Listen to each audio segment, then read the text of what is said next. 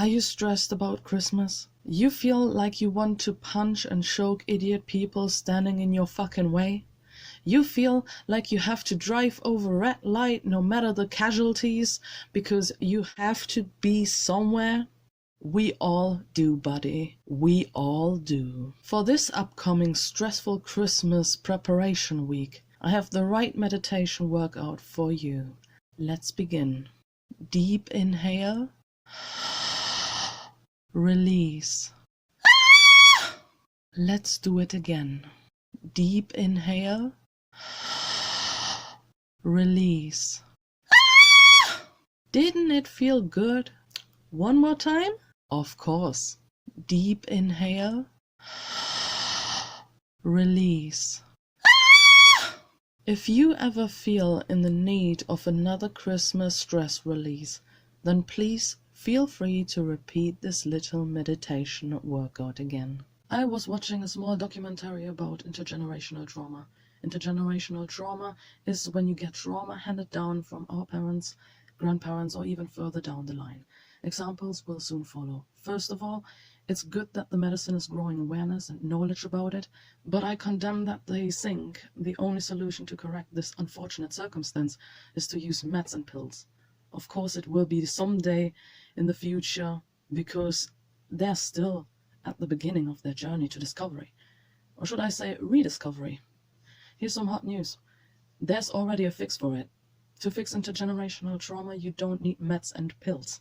You only have to explore your psyche and work on changing the hard-ingrained patterns. Look at me. I'm a living human test example, showing that spirituality gave me the keys needed to free myself of intergenerational trauma, which in its basis has Pavlov's dog-like structures. Currently, I am working on fixing the intergenerational trauma of abandonment, home, and poverty issue. I had to fix them because everything became chaotic, so I went on a journey to find a way, and my way guided me to ancient texts in Buddhism and through spirituality. It's sad that the science of medicine is still keeping their knowledge closed off to already existing knowledge until they prove their effectiveness in fancy science words and reframe it as a brand new achievement that they found out about. You do know that psychology is something which got built on experience and observation. Like spirituality, it was once quack medicine too, until it was greeted with open arms after the detrimental effects of the First World War ongoing forward. The hypocrisy of science to then take from the unwanted child called spirituality and calling thousands of years old texts out as their own achievement. I can relate. Beside the audacity, so what to do if you have it? You have to do not just simple groundwork. In spirituality, it's called shadow work, but rather deep groundwork. You have to weed out the roots to be freed of the problem, not just cutting the sprouts off on the surface. Like brambles, you have to dig the roots out and remove them from the soil, else it comes back. I always love to quote this medical phrase. If you want it to get better, you have to fight the sickness and not just the symptoms. Buddhism teaches you to become aware of your own self, your actions, and to look at it without bias of any attachments. When you reach that point, this question is for you. Do you know how it feels to do something and you know where it came from while your hand was literally executing the action? Let's call them impulses. Impulses which are trying to exert control over your intuition. But when you know how true intuition feels like, you know it's off. The impulse released through the intergenerational trauma triggers a feeling like icky slime, and in real tough cases, like a brick wall. Everyone can break through this brick wall. It's a matter of choice. We can either succumb to it, or we stand up and fix it ourselves. If I can do it by working through all the tough shit, then you can do it too.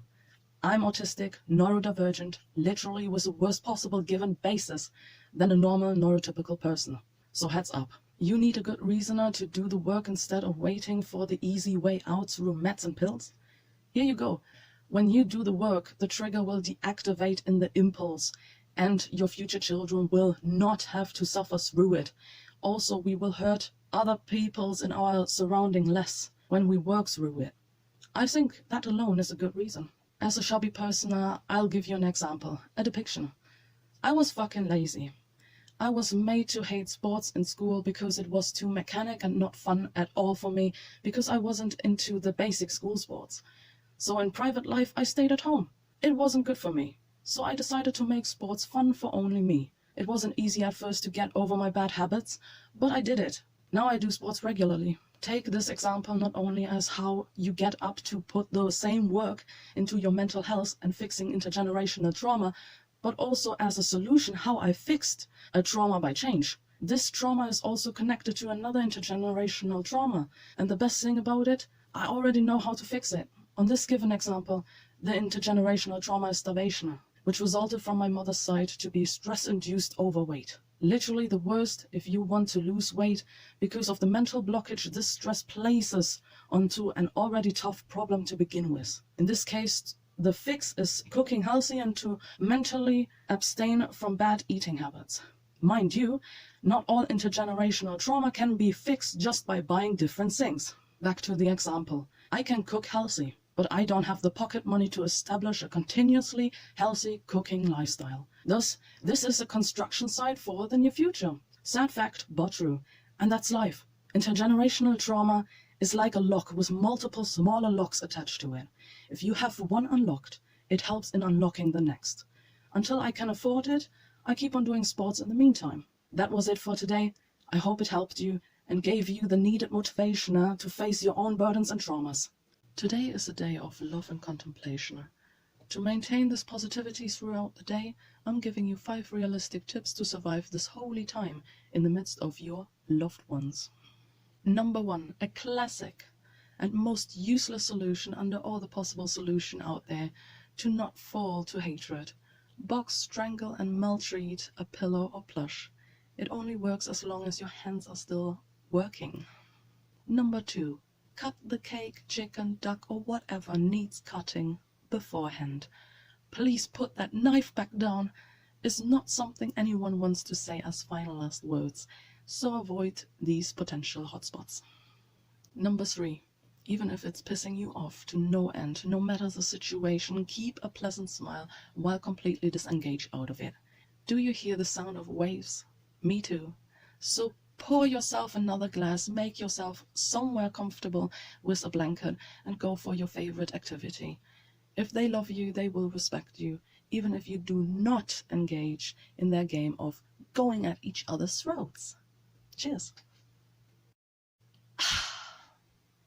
Number 4, if the biggest part of the Christmas war is over and you have the freedom and your reins back over your own thoughts, then please take the time to work through the things you have witnessed. Take place in a perspective where nobody is in the right and nobody is in the wrong. Let the situation review float back over you. Do you notice something? Do you notice how each could have taken each other into consideration and didn't? Yes? Awesome. Then you know what you are prepared for the next encounter. It will definitely come, because the conflict most probably wasn't solved at this one-time derail at a holiday of love and contemplation. Number 5, sometimes it is what it is. Sometimes we can't help others or talk to them, even if we bend ourselves backwards into some modern art pretzel. Love is also to let go of people. If you love them enough, not wanting to escalate the situation by strangling them, then you can let them go for your own peace and salvation. There is nothing you have to feel ashamed about. If someone wants to make you feel shameful for it, then shake your head in disappointment and say your final goodbye. Your body and soul will thank you later on, and someday you will be able to laugh about it and say to yourself, I survived it. I wish y'all a Merry Christmas, my fellowship of the survivalists. Let's start with a light practice. Close your eyes. Focus on your breathing, the rhythm of inhale and exhale. Have you been jealous about something? Have you been envious about something? Have you been good, and how do you know that you did good? Open your eyes. Do you feel uncertain now? Yes? Then we are on the right way to release it. I'm joining you on this journey. We're gonna do it together, okay? We're not alone in it. Now you might feel icky under your skin or like you have an itch you can't scratch. You are irritated and that's normal. There is an origin and reason to this feeling. We all are capable of doing selfish acts. We say we are good and that we meant it well, but deep down it just doesn't want to sit right with us. The body and soul knows. Remember, I got you. I've been there too. So please trust me as I'm gonna guide you through the release. Sometimes we do it accidental, sometimes we do it deliberate. We feel like we do the right thing or the good thing, but do we really? If you ask an involved person in the situation you've thought about, would that person agree with you on doing the right or good thing? I'll give you an example. I was a middleman between my aunt and one of my parents. Both live in different countries. You know how it is. Communication doesn't come cheap unless you use social media. She always asked me for the well-being of said parent. I always answered, and because she was a woman and my aunt, I tried to have another female role model in my life. So why shouldn't I try to do some small talk? I did so, and yet I never got an invested reaction of interest back out of her. I told her that I abandoning the social media she was on, and I told her to rather write to my parent directly. She didn't write. Years went by. Then she wrote in a holiday card that I wouldn't write back to her any longer. No other words given. Do you see what I'm getting at? We don't know when we do good or being good. We don't know if we haven't hurt someone in the process of us hurting, whether accidental or deliberate. Hurt people hurt people.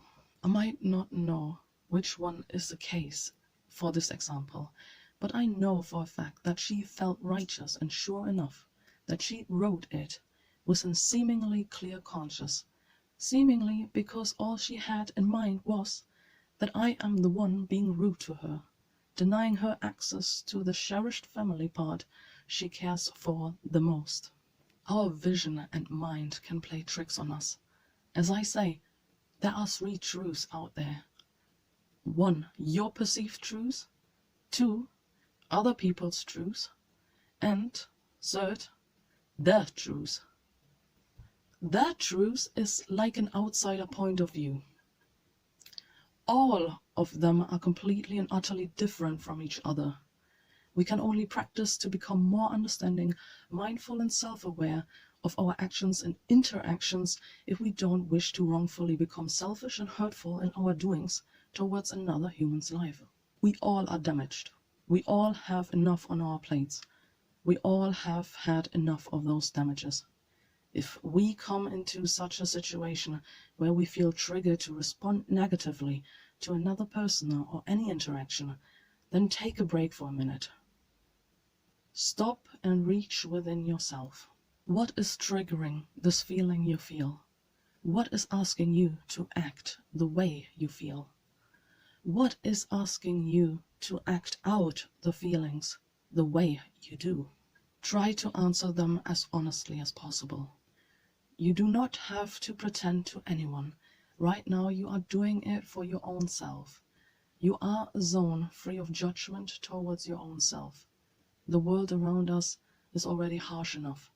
We shouldn't add ourselves to beating ourselves down, even if we fail from time to time. We are only human. Figure out a way to not give in to this little feeling which wants us to be led astray. It is like the proverb, everyone has a little devil sitting on their shoulder and whispering into their ears. It's up to us if we listen to that small little voice which asks us to do mischief or to mask our own insecurities. The moment we fall for it, there's a domino effect. It feeds us irrationality, which ultimately brings chaos into our lives. It has the potential to destroy and ruin relationships. To give an example, the aunt has the freedom to write and even visit whenever she wants to, but she doesn't do it. She fears to lose mentioned parent or have less time with said parent until said parent dies. It's understandable, but if you don't write or visit, you set up the premise to hate me and my family, because we kept said parent away from you. A self-fulfilling prophecy where fear and inaction paved its path. If you don't rise above the impulse, you will lose control over yourself. Thankfully, there are ways out of it. If we rise above the impulse, what fear, insecurity, or whatnot gives us, ignore it, and then do at least nothing at all, you will feel the pressure, but you wouldn't have succumbed to venting it out. Sometimes we make ourselves believe that we aren't irrational until we realize it is irrational. For this matter, pretend to talk to someone dear and try to bring your point across to them. Then reread it. Does it sound irrational? If yes, try to understand what triggered the response. Understanding it is a key on resolving it. I once said that I'm good. I acted out of goodwill and didn't know and see that it was unfair to certain people. It's a daily practice to remind yourself that, whether voluntarily or involuntarily, our actions do have consequences. So let's make it into consequences we can be proud of. Consequences which nurtures and grows each other into an oasis. Together, let's tend to the oasis daily for maintenance and upholding its health, so that the weeds doesn't overtake the nourishing water and usable plants. Instead of letting it wither away by destroying and reducing ourselves into a dry desert. Nobody should be okay with eating dust, dirt, and sand. So let's practice to be better to each other, for our all sakes. It's up to you to rinse and repeat this practice to free yourself of unwanted creations of such negative effects, negative feelings, and negative impulses. Soon, practice becomes second nature. I'll promise you'll be alright. I hope it helped you. Shame comes in many forms. Either others shame us or we shame ourselves. We are even able to shame others too. Reasonable or unreasonable, it always stings the same. Everyone hates it, yet we keep the spiral going. It begs a question, when do we know which shame is which? One day we can see the shaming was self-made, and the next day we realize the shaming came from others, by those who maybe even conditioned us. And then the next time the roles are reversed yet again. When our perceptions change with every new entry of information, it becomes overwhelming to ever let go of the very first notion which ushered the feeling of shame into our body or brought us to shame others. When is it defense? When is it attack? Beginning as a defense, it can turn to be an attack, while beginning as an attack can turn to be a defense. It's a clusterfuck. The duality makes your head smoke. The smoke is crippling us with a reliving, a reshowing of the past. Yet the smoke is just an illusion, taking our focus away from the solution. You have to look where the fire is to know why the smoke is there. We all start to feel shame when we have to jump through hoops to get to our wish or goal. When we feel wishes and goals should come easier to us, or we're jealous of others for getting their fulfillment way easier or faster. This is the smoke. The fire is the injustice we perceive. Whether we had to invest more time, money, work, and so on as the others, we're all making the error to even judge ourselves and then compare us to others. We are all different, so everyone by logic has a whole other setting. There's nothing shameful about it, nor something to be ashamed of. So, how do we quench this shame? How do we extinguish the flame firing up the shame? Mind over matter. You might have heard this phrase before. We may not be able to keep a constant in these given variables, but we can make do with the fact that we can reconcile with the very foundation of shame. Acknowledge that the shame is there and it has its reason to be there. Whether we accept it as a good or bad reason, in the end it doesn't make much difference. Just by us full front seeing shame and looking at every part of it makes it lose its sting and bite. By the way, blame is shame too. Just think about it. Repeat this to yourself. You did what you did. They did what they did. There's no shame, just acceptance. It happened the way it did. The only thing we can influence in our ongoing lives is the way forward. So let's make it as good and reasonable as possible, filled with people with similar objections and mind views, for a better experience of living together. When the shame is deleted, the smoke will stay for a while, but with repetition it will gradually fade. Time is a miraculous healer.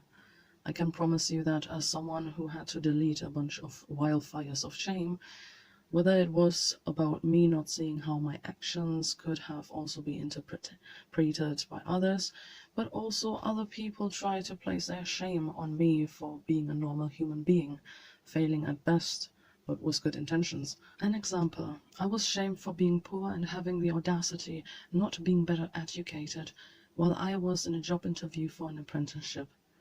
That man's conscience was a repetition of all the societal spite against the poor. Not that the poor could ever actively partake in a change of their role. In most societal norms, it's beg and grovel until someone has enough sympathy to take in you poor sod and educate you. Most don't want to, as we are seen as a stain and plague. So it's about moving on, moving, even though you're tired. You become restless and ultimately ashamed of your own shortcomings, though we can only do so much. If our proactiveness is seen as laziness, there's nothing you can do. Thus I end with these words. If nobody said it to you, let me be the first one to tell you, you did your best. You did your best. I hope this release training helps you to overcome the fires of shame, whether it's your own or those who has been brought it to you. Never forget, every shame can be conquered. See you again in the next episode. Please like and follow for more insightful videos in the near future. Want to support me? Link in bio.